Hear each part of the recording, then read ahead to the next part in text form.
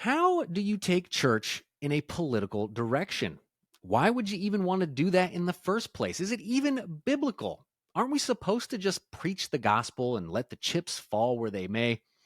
Nah, not so fast. In fact, you need to be political and you can obey God at the same time. We're going to talk about that. And we're also going to touch on the Trump verdict and give some clarity for you brothers and sisters out there who don't know what to make of it all. Let's get to it.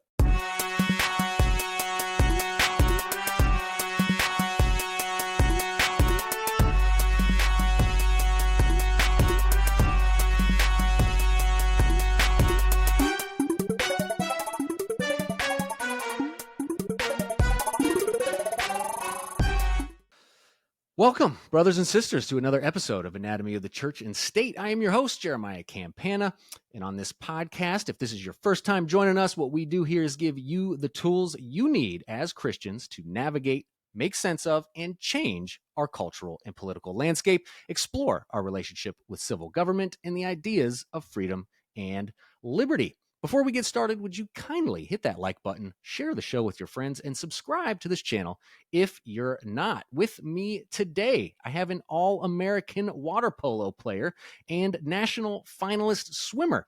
He graduated from California State University Fresno with a BA in history and received his seminary training from the Mennonite Brethren Biblical Seminary in Fresno. For the last 17 years, he has served as senior pastor at Godspeak Calvary Chapel of Thousand Oaks, California, a town in which he was also the former mayor. Ladies and gentlemen, please welcome Pastor Rob McCoy. Thanks, Grandma. What a studio audience you have there. Oh, they only come out for the good ones, Pastor Rob. Welcome. Thank you so much for coming on the show today. Thanks, buddy. It's great to be with you, Jeremiah. Great. Pastor Rob, I've been wanting to get you on the show for a while, but before we jump into the meat and potatoes here, tell us about how you became a follower of Jesus. Well, the very first exposure to Christ was middle school by a classmate, but it wasn't until I was invited to a Bible study by an English teacher in our public school. And I went to that and started to pique my curiosity in Scripture. And it was at Fresno State that I gave my heart fully to the Lord and jumped all in, started a Christian fraternity and then a Bible study, graduated, went into sales for a while, and then wanted to get into ministry. So I jumped out and entered into the ministry, and here I am today. Love it. So you went to college, and the opposite happened to you. Usually you go to college to become a communist. You became a Christian. It's true. I was an athlete, so I didn't have a lot of time to get in trouble. We had, morning practices, afternoon practices. We were traveling with our schedule. And so I was disciplined in my sport. And I always say that I was a moral pagan, but an immoral Christian. When I came to Christ, I thought, man, God, you got something good in me. I'm a diamond in your portfolio.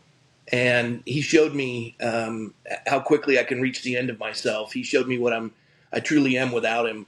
And the Lord did a lot of work. He reduces us to a minimum that he might pour in his maximum. And that's what he did to me through the first years of my Christian walk.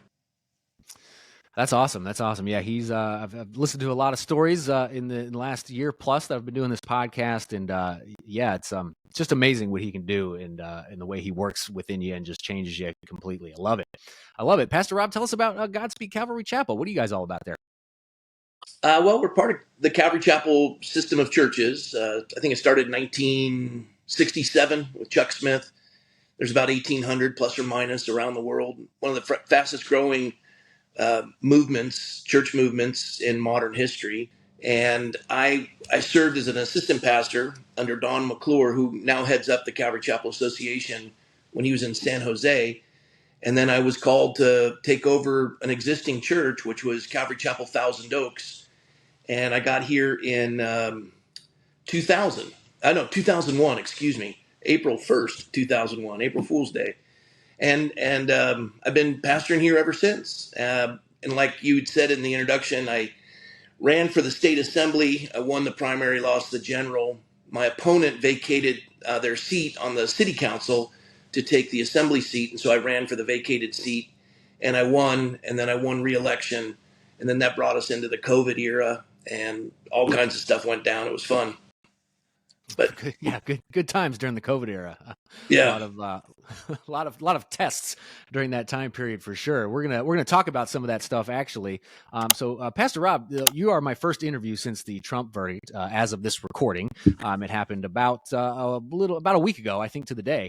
In light of what's going on with all this, what message do you have for conservative Christians who might be highly confused about what's going on right now, or being deceived about what's going on right now?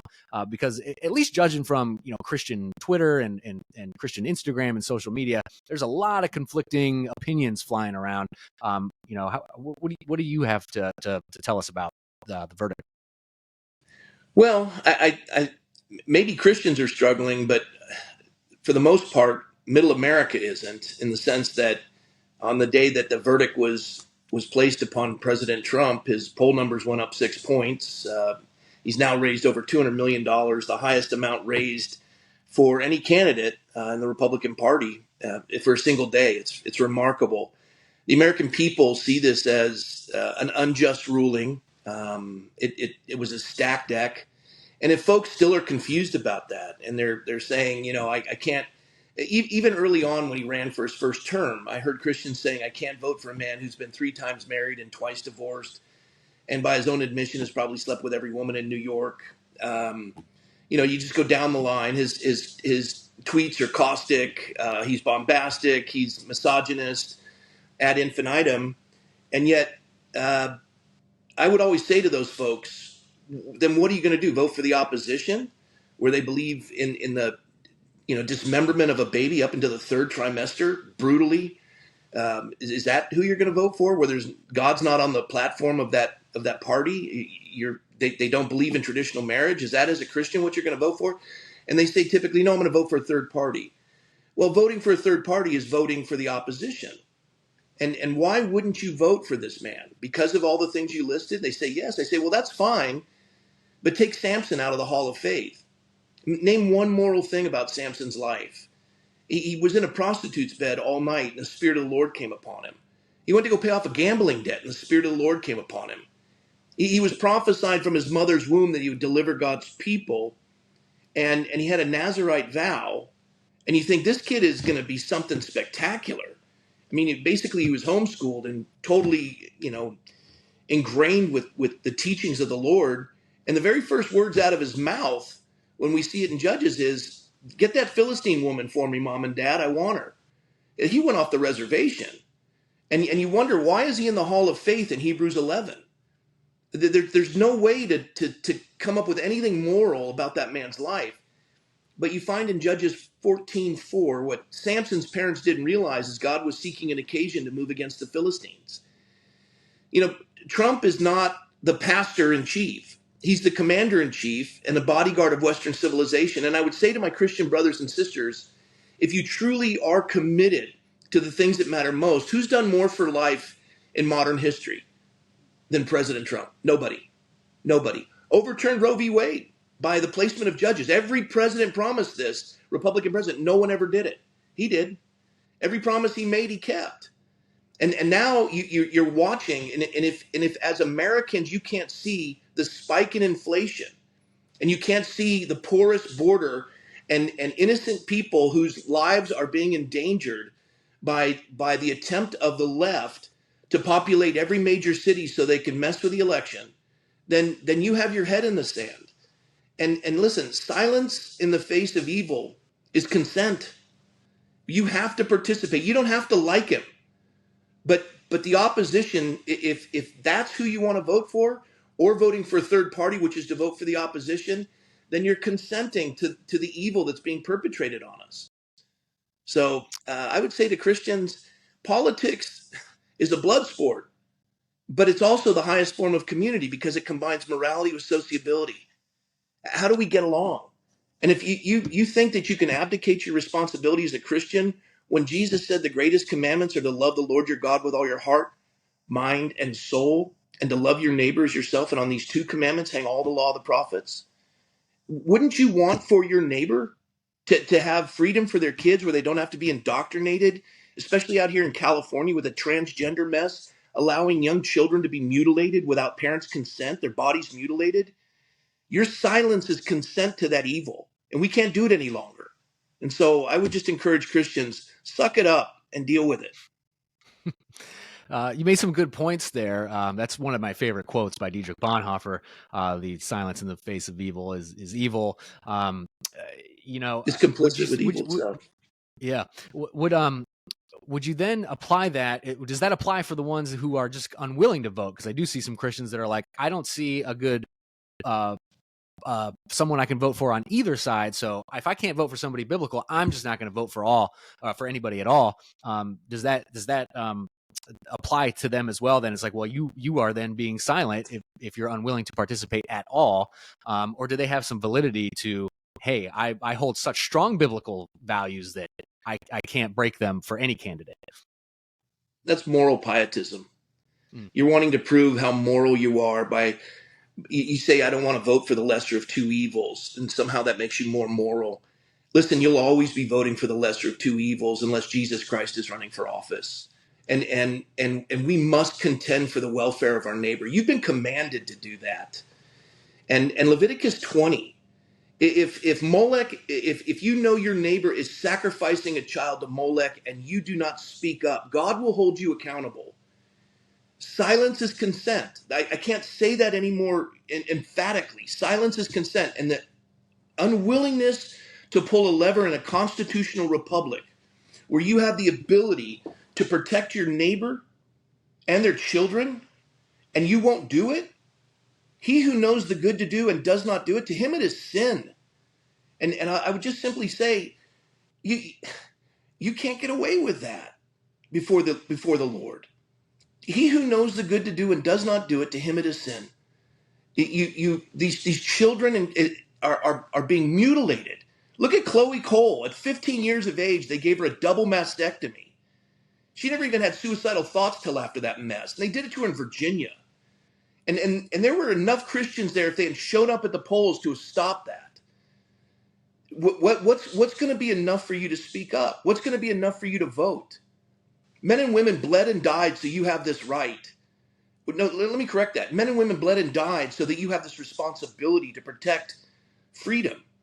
Where the Spirit of the Lord is, 2 Corinthians 3:17, where the Spirit of the Lord is, there's liberty. Liberty's not man's idea, it's God's idea. They'll know the truth, and the truth will set them free. You contend for truth in the public square. I'd also say, Jeremiah, Matthew 16:18. Jesus said to his disciples, who do men say that I am? Some say you're John the Baptist, others say Jeremiah. He says, but who do you say that I am? And Peter says, you're the Christ, the Son of the living God. You're the Messiah of the world. He says, blessed are you, Simon Bar-Jonah, for flesh and blood has not revealed this to you, but my Father in heaven. And upon this rock, I will build my, and the word's not church. It's not church. Ecclesia. Yeah. Ecclesia was used hundreds of years earlier. Aristotle coined it, as did many other early Greeks. And it was an application to the city-state. Jesus didn't use a religious term. He didn't say synagogue. He didn't say temple. He said ecclesia, or other pronunciation, ecclesia. And the etymology of the word is very clear. It's where the leaders of the city-state gathered for the welfare of the citizenry. So it's more appropriate as Tyndale translated it. And for that one word, the King of England had him hung and his remains burned. He translated assembly. It's where the people gather to decide the welfare of their neighbors. Upon this rock, I'll build my public square. Upon this rock, I'll build my city hall. And the gates of hell, which enslave, will not prevail. The law is the wise restraints that make men free. From the moral law comes civil law. So you have the Decalogue. And the Decalogue is the moral law that was given to mankind.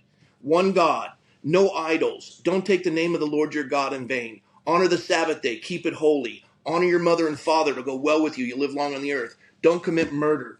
Don't commit adultery. Don't steal. Don't bear false witness. And don't covet. And from that moral law, they established civil law.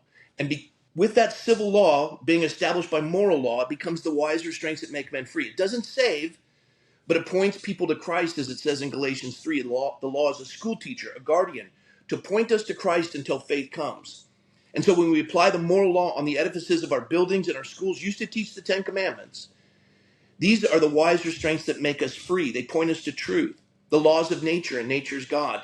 But if you remove the moral law and just have civil law, then the civil law becomes a weapon to enslave.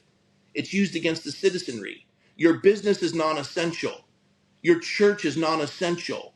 Your children belong to the state. That doesn't work that way. And that's the beauty of this republic. But this freedom can only be preserved if we participate. Only a moral people can govern a republic. You have a responsibility of those who've gone before you to protect this freedom. That's what I'd say. Good points. I agree. And I was always curious why that word was replaced with church. That always, because so many Christians quote that and completely miss the whole point of that verse with that word being now church instead of ecclesia. I'm not sure if you know the history on why that change was made. Well, a lot of folks believe, especially with the early church, when you had the split between Western and Eastern Orthodoxy, and you had the Catholic Church, and then you had the Eastern Orthodox churches, and their hierarchy was from the Pope down, so they wanted a centralized system, and so they called it the Holy Church. They put this together in that capacity. I would do more research on that. I think that's a great question, Jeremiah, but I do know the word itself, Tyndale, for that one word in translating an assembly. You had King James who he wanted the central authority. He wanted to be the head of the church. That's why they massacred 15,000 Scottish Covenanters in the grass market in Edinburgh, because they said you're not the head of the church. Christ is the head of the church. When you come into the church, you're subject to Christ. And he said that was treasonous and had them murdered. And those Scottish Covenanters, 70% of the Revolutionary War generals in America were Scottish Covenanters. They'd been kicked out of Scotland. They'd been kicked out of Northern Ireland. They came to the U.S. and they finally said, we've had enough. And they fought back. Did not know that. Interesting. So, Pastor Rob, kind of moving on to your mayoralship, or however, mayorship. You mentioned at the Clear Truth Conference where I saw you speak, gave a great speech, by the way, that Thanks. Running for office made you a better pastor. Now, I'm sure there are Christians out there who can't even fathom that statement. Give us the rundown on how it made you a better pastor. Well, thanks, Jeremiah. I appreciate that question, because I don't know that it's ever been asked. It made me a better pastor in this regard. Sunday in, Sunday out, Wednesday nights in, Wednesday nights out, the teaching that you do, you're in front of basically a friendly crowd. And you become bold behind that wooden box that we call a pulpit. And you think you're accomplishing amazing things. What you are, you're teaching people. God's using you as an instrument to teach people his word. But yet, if you want to make a difference, as in a sense, we're the moral preservative. If you want to make a difference in your community, you need to know what your community is about. And if you want to see how to point people to Christ, the law as a school teacher, guardian, to point you to Christ until faith comes, you sit on a council meeting, and you know. I remember my first meeting. It was a 4-hour meeting on the circumference of oak trees, because we're called Thousand Oaks, and we wanted to protect these oak trees. And the antithesis of what I believe, they weren't believers in one living God. They were animists, and they're worshiping these trees, and we're going late into the evening as we're contending over this. And I remember specifically one woman who had viciously attacked me when I ran for office, and had blamed me for the burning of the Planned Parenthood in our town, which wasn't done by me. It was done by a scorned boyfriend of an employee at Planned Parenthood. But that went into letters to the editor, and she didn't like me. But she's there that night in this 4-hour meeting, contending for the welfare of these trees. And before the meeting started, I stopped under one of the oak trees in front of our city hall, and I grabbed a couple of acorns. And I walked into the meeting, and then there was a break, and I figured, love your enemies. I walked over with some of the snacks I had. It was a long evening. I said, hey, you guys hungry? Help yourself. And thank you. And I said, I brought you a present. And she said, what? And I held up my hand, and I had the 2 acorns. And I said, are these coastal oaks or valley oaks, which are 2 different types in Thousand Oaks? And she says, these are valley oaks. I said, but if I plant it, will it ever become a coastal oak? She says, no, stupid, it can only be a coastal oak. I said, that's the same thing with a baby in the womb. It can't be a zebra or a unicorn or a giraffe. It's going to be a human being. And I said, as much as you cherish these trees, I cherish babies. And she says, that's a conversation for another time, but it's compelling. And I smiled at her. That's how you contend. You speak truth in love. And I started to realize that there's some pretty remarkable people out there that are lost but care about their city, but they're misguided because nobody's leading them. And without a vision, the people perish. And so, yes, it did make me a better pastor. So basically, what you're saying is, and I think this is probably true across the whole country, is that that our city councils and our legislatures are void of anybody godly, or at least enough people who are to maybe present abortion in that way or share the gospel with them. They're just kind of they might be decent people, but they're void of God, basically. Yeah. So today's dog catcher is tomorrow's Congress member. And it's fascinating to me that when someone feels called to run for office, they never run for school board or city council, which are thankless and there's no pay, but you have an enormous influence in your community. They want to run for governor, they want to run for Congress, the jobs that pay. And politics can be intoxicating as you're honored with all these different things.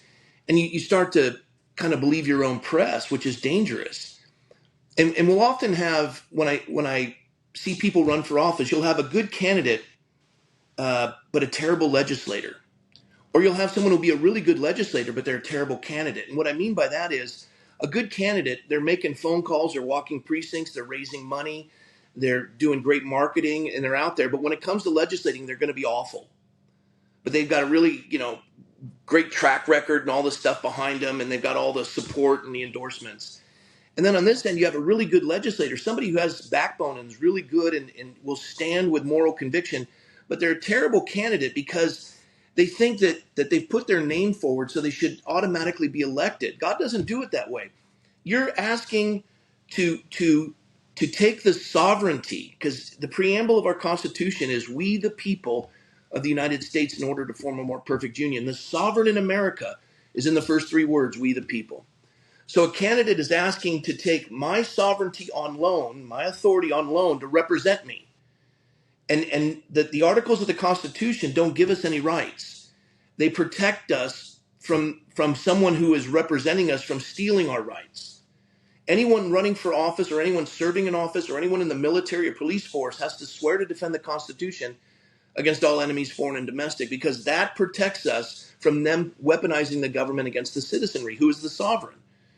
And so when you have somebody running for office, you want to know that they understand the Constitution, but you also want to know that they're out there shaking hands, introducing themselves, casting a vision for the people to see, that they understand the intricacies of the city in which they're asking to serve.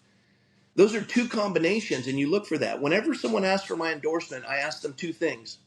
Name the 10 Commandments, because that's the moral law that's going to dictate how you're going to operate in the civil law. And secondly, how many articles are in the U.S. Constitution and how many amendments?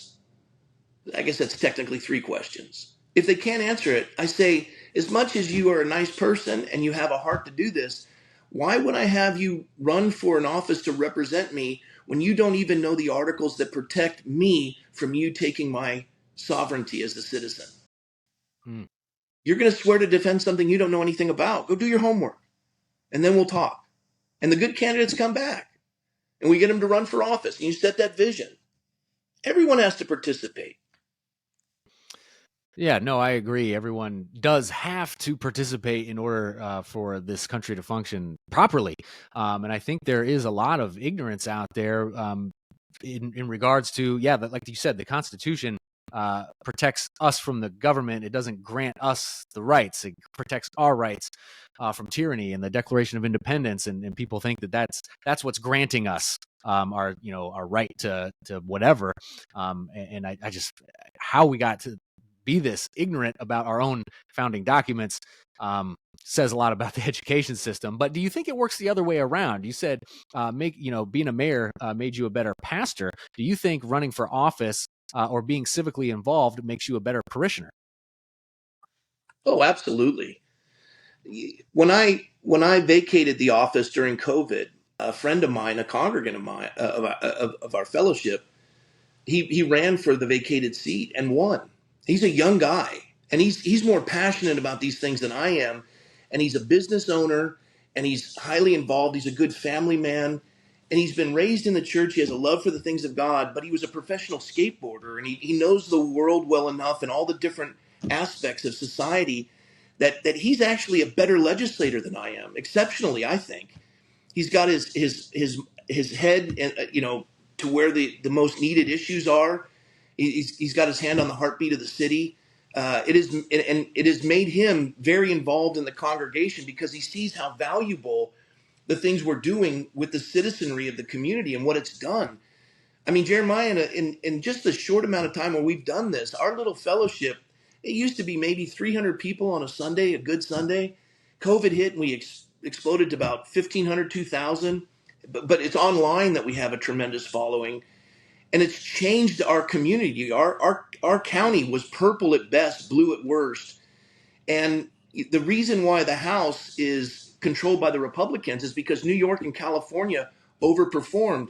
We got a Republican elected in our county, which is unheard of. And these folks are stepping up, and you can see how just a few people participating fervently changes the landscape. Only 1 in 9 Americans fought in the Revolutionary War, and yet they established the greatest nation in the history of the world. It's wild stuff. Wild stuff. I tell people like that ask me, I'm like, listen, Trump might not save America, but you in your local community can make a huge difference. And maybe we change this from the bottom up. Maybe it's not top down. Maybe it's changing counties and towns and then your state. And then we hit Washington, D.C. People don't realize the impact it can have locally. That's true. Our salvation isn't coming on Air Force One. Right. And the Bible says you're the salt of the earth. In a sense, we're the gatekeepers of our community. And if you look at that, I love in 2 Samuel, I think it's 23, David's mighty men. And I think third in the list or fourth is a guy named Shammah. And he was told to protect a lentil field from the Philistines. And he stood alone in a lentil field. Now, lentils are the poor man's food. Basically, this field was worthless, but God told him to hold it. And he stood there. I think he vanquished 800 Philistines single-handedly. And he's in the list of David's mighty men, basically Medal of Honor winners. And as I read that, the Lord showed me he was protecting basically, if you see a jar of lentils, they look like a jar of beans. And the Lord said he was protecting his bean patch. And that resonated with me in my heart. That Thousand Oaks is my bean patch. This is my community. These are the people God has entrusted to my care. And I'm going to look out for my neighbors. I'm going to do good to those who spitefully use me. I'm going to love them. They're not the enemy. They're the opportunity. And I want to have an impact in my community. And the laws that affect my neighbors, I want their children to be protected. I want them to have the freedom of speech. I don't want oppressive government. The taxation in California is horrific. And they want to centralize everything. They want to take away the open space. They don't want the sovereignty of the citizen. It's a crazy state in that regard. But I wanted to contend for that. And the bean patch politics is this idea that, we call Sacramento and Washington, D.C. a swamp. It's figurative, and it's also accurate because they're both swamps. And what is a swamp? It's the lowest point for water to reach. So if you want to change the condition of the swamp, which is the end point of the flow of water, you go up to the source, and the source is local. The source is local, and that's if we light 1,000 fires, if every pastor of a church in their community decided to be the gatekeeper and educate their congregants on biblical citizenship, you would have a fabric enmeshed in this nation that would protect generations to come. But the problem is most pastors can't recite the 10 Commandments that I just did.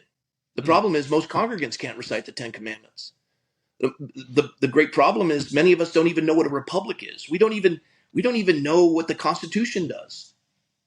And we have a responsibility. The Apostle Paul understood his Roman citizenship. He was invoking his Roman citizenship. He was so well versed in it. So 100%, 100%. So how, when it's a couple of questions, last questions here for you before we get to some action items.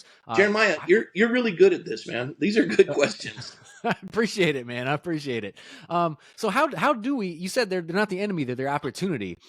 So how? What advice would you give Christians? Because it's so easy to look at them like the enemy when you're being vehemently attacked for simply expressing that you believe that a fetus, an unborn baby, is a person that deserves all the rights as a born person.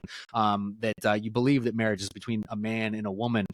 When they're coming at you as awful as they do, how do I not respond with vitriol? Like what advice would you give Christians that are suffering these attacks, that like, hey, I don't want to look at you as an enemy, but boy, it's really tempting right now. The Bible says, being reviled, revile not. Speak the truth in love. They're not the enemy, but they're the opportunity. Their ideology is the enemy. You speak the truth in love.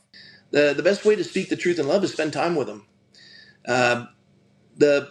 The council member that was ideologically opposed to me on the council, we became friends, and she became mayor, and I was the freshman council member, and she became mayor, and then Trump is elected. She's furious by it. He does the presidential order on immigration, and the left is just seething angry. And so they're going to do a rally at the mosque here in Thousand Oaks. And she sends out a missive to all the council members that she, as the mayor, wants us to join her, which is kind of inappropriate. It's political positioning. But the Bible says honor those in positions of authority over you. In this case, I could do it. I didn't want to, but it was a Sunday. And I said to her, I've got 3 services on Sunday. If I have time afterwards, I'll come by. And I knew the Lord wanted me to go. And so I parked the car because there was a crowd and they had signs, and everybody who didn't vote for me was there. Anyone who voted for me wasn't there. And they were holding signs that were, they were offensive to me, quite honestly. Yeah. But you can't offend a dead man. And I was going there to serve. And I was dead to myself, alive to Christ. I was going to put on Christ. And I remember I was across the street and I saw the mosque on the other side of the street, and it was packed and crazy. And I knew that I'd be reviled. And I just said, God, I'm scared. I called my wife and she didn't answer. I was going to tell her I love her and goodbye. And then I just said, God, would you send me a friend? And I looked to my right and there's a man in a Muslim outfit. And I said, how you doing? He says, I'm good. Thank you for coming today. And I said, well, of course. He says, thank you for supporting us. He says, I'm Samir. I said, I'm Rob. Nice to meet you, Rob. Come, I want to introduce you to the imams. So I crossed the street with Samir, and it's like Moses parting the Red Sea. They're like, what is he doing here? And Samir is leading me, and I meet the imams, and I shake their hands, and I'm seated there. And I have to back it up. There was a man named John Cummings who is supported by George Soros, which is Indivisible Conejo, which it's an organization Soros funds, and it's leftist. And John Cummings heads it up, and he was just quoted in the front page of that Sunday paper that we're monitoring Rob McCoy. And the reporter asked, "Are you concerned about that?" I go, "I don't know, John, but love hopes all things. I don't think he's wanting to physically attack me." And I just kind of let it go, just water off a duck's back. And he said vile things about me. And he wasn't acting very nice. Well, we cross the street. I meet the imams, and then the mayor comes up to me, and she's stunned and she's choked up, and she says, "You were the last person I expected to be here, and you're the only one who came." I said, "You asked me to come. Of course I'd be here." And she hugged me, and she said, "Rob, I want you to meet someone." And she said, "Rob McCoy, this is John Cummings." And I go, "John, good to see you. I came today so it'd be easier for you to monitor me." And we both laughed. I gave him a hug. And then Samir looks at me and says, "You're Rob McCoy?" I said, "Yes." He goes, "Oh." I go, I hope I'm not who you thought I was because you're not who I thought you were. He goes, no. And he had introduced me to his wife, Medina. I mean, it was a very special day. And when I stood in front of all the speakers that day, and they were all Democrats, every one of them was civil except for John Cummings. And he sounded so shrill, people were embarrassed by him. Mm. That's how you do it. It's the presence of, it's the ministry of presence. Just be there. Okay. I'm gonna have to clip that one because I definitely know some Christians who could learn from that story. Absolutely. Last question for you, Rob, before we jump into action items. You're a man of history, so I wanted to get your take on this because I ask a lot of guests this question, and I get some varying answers. So pastors running for office like yourself used to be the norm in America. Christians being a part of their government used to be the norm in America. Why, when, how did this change? Well, I know that in the 60s, there was a communist infiltration and an attempt to, enmesh itself in the warp and the woof of the fabric of our country. And we had the Vietnam War protests, and I remember 1970 being at the Washington Monument with my father, who was a naval officer, and the hippies were out there on the lawn and throwing stuff at us, and I was scared.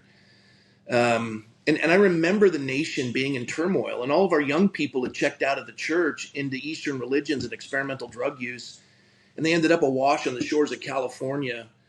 And that's where Chuck Smith started Calvary Chapel, was preaching to him again and bringing in syncopated rhythms and modern worship. And it changed the fabric. But Chuck even avoided politics because, in 1967, you had Reverend Dr. Martin Luther King was murdered, assassinated on a balcony in Memphis, Tennessee. Bobby Kennedy was shot in Los Angeles at the Hilton Hotel by Sirhan Sirhan. You had the My Lai massacre, the Tet Offensive. America was boiling over. The tension was immense, and they had lost all the people that had promised them hope, and they were disillusioned, and the drugs were burning out an entire generation, and they came in droves in what they called the Jesus movement. But it was in the 60s that we began to abdicate our responsibility in the public square.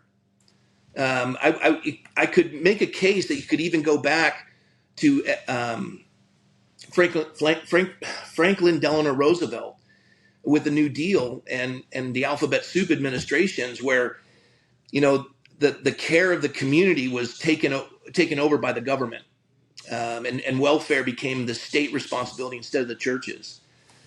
You see, when there's in economics, there's three types of purchases. There's a first party purchase, a second party purchase, and a third party purchase. First party purchase is you're buying something for yourself with your own money, so you look for price and quality. A second party purchase is you're buying something for yourself with someone else's money, so you could care less about price, but you want the best quality because someone else is paying for it. A third party purchase is you're buying something for somebody else with somebody else's money, so you don't care about price or quality. And by definition, every purchase the government makes is a third party purchase. Consumers and producers do not create inflation. Only one entity creates inflation. That's the US government, or that's the government. So the whole picture of this, as we're looking at it, historically, the church abdicated its responsibility for the moral welfare and care and abdicated it to the government. And now we're realizing it's a sinkhole because they're spending other people's money for not themselves, and waste and corruption, and it's the government's grown bigger. Government, it must be limited, and they shouldn't be in healthcare. It's just that simple. They're not dictating if I'm going to take a shot or not. It's just not their responsibility. And yet, to many Americans, because of the abdication of the church operating in the hearts and minds of young people, these young people have grown up and have been indoctrinated, especially in California, with the absence of any moral teaching, and they believe government is higher than God. That's a shame. That is a shame. Do you think the tension is higher now, or was it higher back then in '67? I think it's surpassing 67. However, I also see an awakening happening in the country. churches that were silent during COVID and churches that were silent in Roe v. Wade, they put up their black tiles for Black Lives Matter. But the minute Roe v. Wade's overturned, none of them posted anything. They're not thermostats. They don't set the temperature of the country. These churches, they're thermometers. They read the temperature and then respond accordingly. They don't drive culture. They acclimate to it. And if you had a tile for Black Lives Matter on your website as a church, and then Roe v. Wade is overturned and you didn't do anything, you are a thermometer, not a thermostat. And the reason why I say that is 6% of the population of the United States of America is childbearing Black females. Yet they're responsible, 6% is responsible for 40% of the abortions. Abortion is a holocaust on the Black community. It's estimated the birth rate used to be 7.2, and now it's dropped below 1.6. And they calculate based on Planned Parenthood focusing on the inner cities and placing these abortion clinics there. And Margaret Sanger wanted to get rid of, and you can study this yourself, this isn't me making it up, she wanted to get rid of the Negro problem. And yet the Democratic Party gives the Maggie Awards every year in honor of Margaret Sanger. And they're obliterating and butchering the Black community. And it's estimated that 20 to 40 years, you're going to have to go to the Smithsonian Institute to see a Black American. We're obliterating them. And yet Roe v. Wade's overturned and nobody posted anything. You're a thermometer, Pastor. You're not a thermostat. You set the temperature for your community. You don't adapt to it. Amen. Those are Margaret Sanger's own words. I mean, yeah, you can look, anybody can go look that up themselves. She was a huge racist. So Pastor, so was Charles Darwin, by the way. Oh yeah. Oh, Charles Darwin, huge racist, hated women too. look for all your viewers, listeners, have them look up the full title of his landmark book, Origin of Species. Read the entire title and you'll be blown away. We will put that in the show description for you folks, and a link so you can check it out for yourself. You know, it's funny, Pastor Rob, the low birth rates. Do you know that there was a time in America during the frontier where there were periods of time where women were averaging 13 babies a family? 13. That's crazy. The norm was 8, but there were periods of time it went all the way up to 13, and then they're trying to destroy that family. All right, let's get to some action items here, Pastor Rob. I'm an everyday churchgoer. I attend a church. It's not woke, but we're not political either. How would I help in getting my church involved and move them in a politically biblical direction? Well, the first thing is I'd ask your pastor, would he be willing to do voter registration for his congregation? Would he speak on the topics or do an election day sermon? Would he offer biblical citizenship? And will he talk on the topics that congregants want to hear about? Transgenderism, Islam, those things that we tend to stray away from as pastors. We just want to talk on tithing and raising money, and we don't want to do controversial issues because we treat the church as a business model. That's problematic. I would say if you've come to your pastor in love and tenderness and asked about those things, and they just say, we don't do politics, then I would say, I'm sorry you don't. We're going to miss you, and move. Vote with your feet. What? How do you go about shopping for a church if that is the case? If I have to leave the church, just go in and see what they're about, or sit down and talk with a pastor. I mean, you have every reason to do it. You don't. It's like our founders. Not for light or transient causes do you leave. They didn't break away from England for light and transient causes. They listed all the grievances. I would note those. I would lovingly share that with the pastor if there's an unwillingness to reconcile or do that. In this post-denominational era where we don't have to agree on tertiary theological issues, but the purpose of the church, what is its purpose? Well, we just preach the gospel. What do you mean by that? Just teaching the death, burial, and resurrection of Christ, but not the new life in Christ? How can you read the book of Acts without seeing the church change the nation of Rome? You're contending, and I don't know. I'd say when you go to a church, you'll be able to tell whether that pastor and that fellowship is committed to their community. One of the things I say is, do you know who the mayor is in the city? I'd ask the pastor that. Do you know any of the school board members? Because the Bible says it's a pastoral epistle that Paul wrote to Timothy. Yeah, he said, "Pray for kings and those in authority, that we would live quiet and peaceable lives in all godliness and reverence." And I would say, do you know the 5 city council members and the mayor and the 5 school board members? And do you pray for them by name, that the citizenry in which you reside, your neighbors, would live quiet and peaceable lives in all godliness and reverence? And if they don't know it, that should give you an answer. Good points. Good points on church shopping. I've asked a couple of different guests about church shopping, and definitely picking the brain of your pastor is always at the top of the list. So definitely. Well, Jeremiah, let me add one thing, if I may. Sure. Yeah. My wife and I attended an ethnic church, and it wasn't our ethnicity.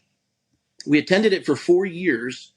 It wasn't sound, but there were some amazing families there that God had given us access to minister.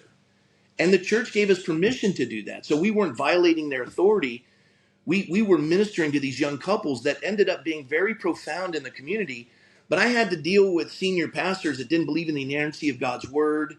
There was some funky stuff, but I still had access. So we, in a sense, were missionaries there.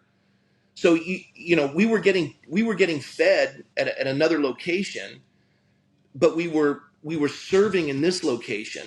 So if you're in a church, find a place where you can get fed, whether online or however that is, and then as a missionary, maybe stay in that fellowship if you're called, but make sure you've heard from the Lord.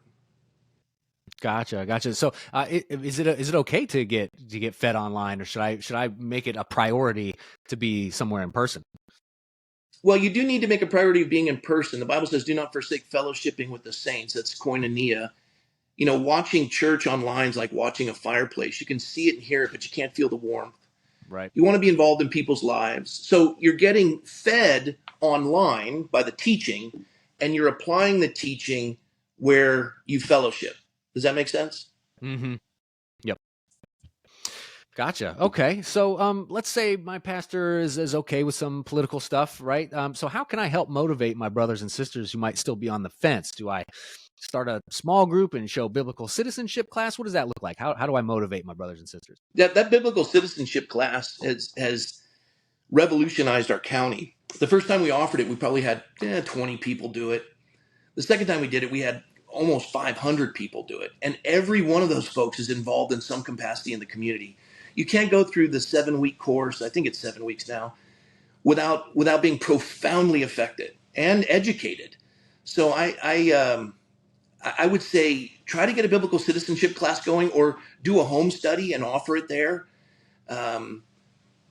And when you can talk about biblical principles without being party minded, but one of the things you can do is look at the party platforms and say, if you're a Democrat, this is their party platform. If you're going to remain in that party, you need to fight for that platform to be changed as a believer. You're going to require wisdom and discernment, and ask the Lord for that. Don't be a bull in a china shop. To a hammer, everything looks like a nail. You don't have to pound people into submission.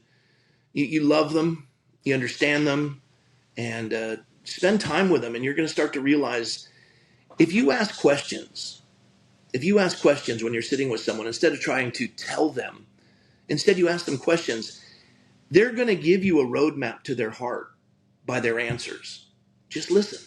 Ask the questions and listen, and they'll give you a roadmap to their heart. That's the strongest way I've found of evangelizing. Instead of just regurgitating what you read in the 4 spiritual laws and take that notch in your belt, move on. You're building relationships in a community. Ask people questions. They'll lead you. They'll give you a roadmap to their heart. Yes, strengthen those listening skills. Absolutely. I'm a huge fan of that advice, for sure. So what words of encouragement would you give Christians who maybe don't want to risk it for the biscuit, so to speak. They're like, I know I need to get involved, but I don't want to put my family in danger. What would you tell them? To not get involved is putting your family in danger. Mm. It was Dr. Benjamin Rush. He was questioned when he said, I pray at night for these three things for, how did he put it? I'm sorry. Oh, Okay. it was his priorities. He listed his priorities, not praying. He listed his priorities: God, my nation, and my family. And you're like, dude, you put your nation ahead of your family? And he said, yes. If the nation's not strong, my family will have no freedom. And that's a profound statement, because you can't just protect your family. You have to protect your neighbor's family. You must get involved. We're Christians. We don't have the luxury of apathy. We don't have that luxury. No, I'm with you. We do not. We do not have that. That luxury is long gone. Long gone. Last question for you, Pastor Rob. Let's say I am going to confront my pastor. How do I do that in a lovingly way? He says, he sends me an email. He says, I toe the line. I don't really want to be involved in politics. I preach the Bible, et cetera, et cetera. If I want to confront him on that, what's a loving way to do that? Well, I would just ask questions. Yeah. I'd say, how did you come to that place? Don't put any of your thoughts into it. Just ask questions to gain understanding. Say, well, how do you view politics? How do you view the church's responsibility in the community? How do you, and just don't add anything. Just ask the questions. He'll give you a roadmap. You may come to find out that he does care about the community. He just is disillusioned with politics. And then as he gives you that answer, you can start to formulate in a further conversation some things that would minister to him in that regard. But don't come in and just, machine gun him to death with all your facts and statistics. Spend time with him. So many of us love to do that, though, Pastor Rob. We just want to throw grenades and see what happens. Yeah. But that's definitely not the way to do it. Love the roadmap mentality. They'll give you the roadmap. I love it. Pastor Rob, thank you so much for joining the show and sharing your wisdom with us. I love this conversation. Is there anything you want to promote? I know we talked about your church a little bit. Do you have any shows or anything going on? No, just Godspeak.com if you want to listen to any of the sermons. But I'll tell you what, you guys want to grow, listen to Jeremiah's podcast. This is a man who knows what he's doing. It's a joy to be with you, man. Oh, man, you're too kind. I love it. Comment below, folks. I want to know what your favorite part of the episode was. You can find full episodes on YouTube, Rumble, Christians4Liberty.com. That's the number 4. Don't type the word in. That'll take you to a different website, the number 4.com. And you can find me on all social media at Jesus and Liberty, because those are two of my very favorite things. Pastor Rob. Oh, forgot. Yes. Every Friday, I'm now doing a show, folks, every Friday at 11 a.m. YouTube, Rumble, and X. It's called Wins of the Week. We get bombarded with such bad news that it makes you feel like you're losing sometimes. So I pull out three top wins for conservative Christians. And then Monday through Friday, folks, I am leading at 9:30 a.m. Eastern Time. Pray for America. Pray for America live, praying for America with America. So join us Monday through Friday. Get your prayer on. Pastor Rob, speaking of prayer, would you kindly lead us out in prayer? Thanks, Jeremiah. Lord, thank you for Jeremiah and his heart to want to establish Christendom with an understanding of civic responsibility. And Lord, we know that liberty is your idea, not man's idea. You've come to set the captives free, but that's by knowing the truth, that the truth would set us free. And the only way we know truth is to have the freedom to proclaim it, as Satan comes to steal, kill, and destroy, and he's the author of lies, and he's the source of confusion. And so, God, I thank you for podcasts like Jeremiah's that bring clarity in the midst of the confusion. I thank you for all of his listeners who are diligent to tune in and to apply these truths. And so, God, we do ask that you would bring an awakening and a revival in this nation, that this nation conceived in liberty and dedicated to the proposition that all men are created equal should not and will not perish from the face of the earth. And so, Lord, please, we ask this in Jesus' name. Amen. Amen. Folks, don't forget Jesus and freedom over everything. Till next time, God bless.